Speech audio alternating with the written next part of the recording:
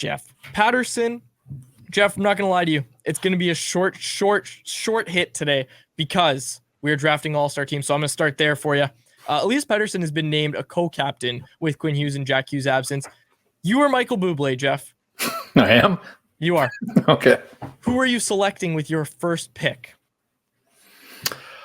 I think I put team allegiances aside and grabbed Nathan MacKinnon.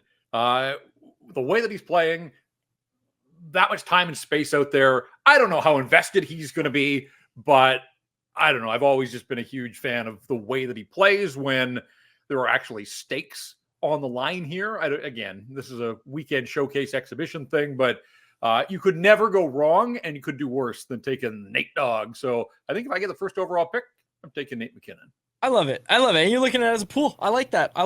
Nate MacKinnon's a captain, but I like your thinking that you're going to force the NHL to move a captain. No. You don't have to distract yourself. I was distracted by Harm's distinguished outfit, I think is what happened here. Harm does have a good outfit on today. Jeff, we just did a rink-wide roundtable. When will that be coming out, first of all? In podcast form on Thursday, and we recorded. We stepped up. I think we followed the lead at Canucks Convo. There will be a video component too, and I don't have an answer, but at some point here to fill the gap over the All-Star break. And I was on that roundtable, and we kind of looked at the season as a whole so far. What was your biggest takeaway, I guess, from our discussion and really from the Canucks season to this point as we head into the All-Star break? Is that they have wildly exceeded anybody's expectations. Like, I had them on the bumper of being a playoff team, and go back to Jim Rutherford on the eve of training camp. Everything had to go right. Obviously, on the health front, everything has gone right. The fact that their stars have leveled up, that their additions have all across the board proven to be better, I think, than people figured they would be. And all of it's tied together with Rick Tocchet and his system and his structure.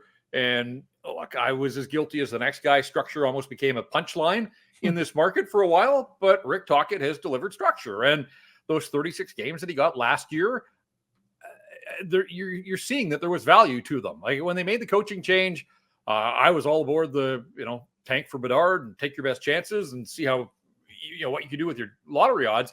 They felt otherwise, and they wanted to get Rick Tocchet in last January to set all of this in motion. And you're seeing the tangible takeaways now with the way that this team is playing. So I think for me, it's the stars have leveled up even more. Like, we knew that they had this wildly talented roster at the top end, but to see Elias Pettersson backing up a 100-point season, to see JT Miller getting back to the season that he had 2 years ago, Brock Besser, a 30-goal scorer at the All-Star break, and of course, Quinn Hughes being Quinn Hughes, but then being Quinn Hughes plus.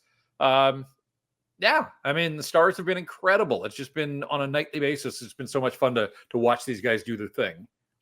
J-Pat, there's been some speculation or discussion in the market about Nikita Zadorov, whether he could be a possible name that crops up in trade discussions, perhaps because of salary cap purposes. If the Canucks want to add 2 impact players, they'd have to move out another contract besides Kuzmenko's. What do you make of all the discussion around Zadorov right now? And if you were the Canucks, what would you do with him?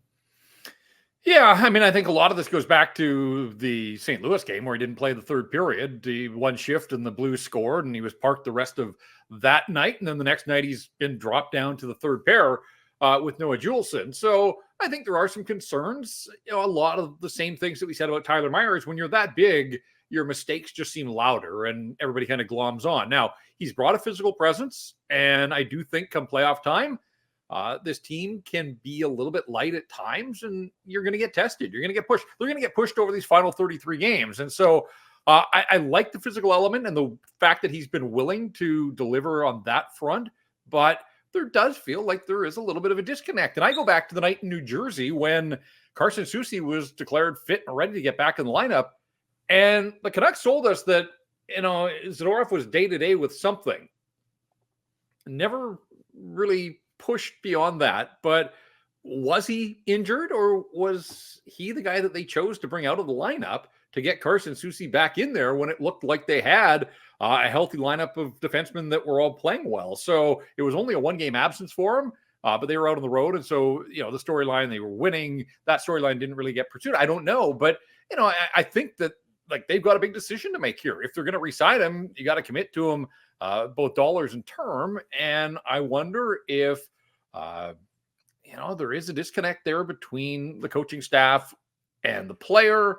I don't know, but this feels like more than just noise. Like this feels like there is a little bit of smoke around this player right now. And if they've got their eyes on somebody else, they're going to have to clear a little bit of space if they're going to be active here before the deadline. So absolutely, certainly a story to continue to monitor here when they pick up and get back at it next week. Jeff, over the final 33 games, I don't know how to word this question. I don't know if I want to ask you what's the biggest question you have around this team, or so either that, you can choose which one of these questions you want to answer. Either what's the biggest question facing this team over the final 33 games that you're looking for, or what's the number one thing that you want to see them accomplish over these final 33 games? Yeah, I mean, the idea of a perfect 60-minute game is a bit of a fallacy, but you saw it on the homestand. Like, they were sloppy in all 5 of those games. Like, they didn't play a clean game.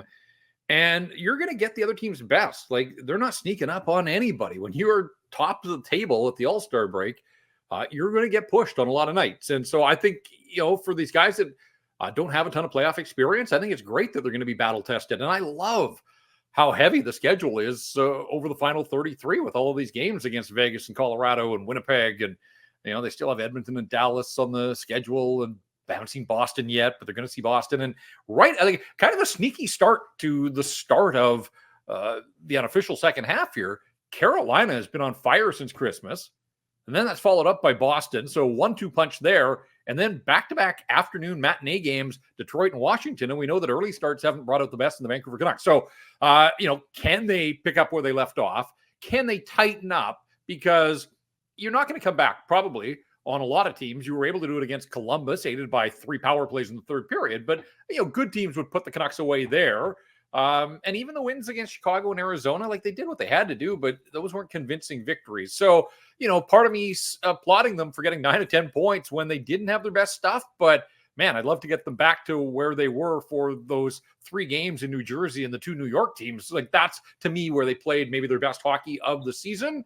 So again, you aspire to that. There's no guarantee you're going to get that, but I just love the fact that the final 33, all these massive games where in years gone by, you'd thought, like, kind of watch them with, one hand over your eyes. Now, I mean, like, bring it on. Like, they have put themselves in a position where they can barge through all of these visiting rinks front doors and say, like, we're the Canucks and we're here and we mean business. And they're going to give other teams a game, and I'm sure other teams will give them a game, but that's exciting for fans. It's exciting for us that cover this team. And I think for the players, like, they want to prove that the first 49 games haven't been any sort of mirage, and they haven't been. They have earned their keep to this point. But I just, like, I look at the schedule and I just, like, man, night after night after night over the final 33, there are so many rich storylines. It's going to be an absolute blast to cover. Our recap of the first 49 games of this season will be out on Thursday on Rink Wide Vancouver. Check it out wherever you get your podcasts. It was me, Irfan Ghaffar, and of course, Jeff Paterson. Jeff, thanks so much for doing this. Enjoy the break, my friend.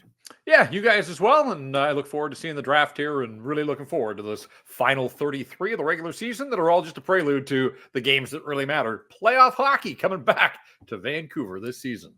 Good stuff as always. Thanks, Jeff.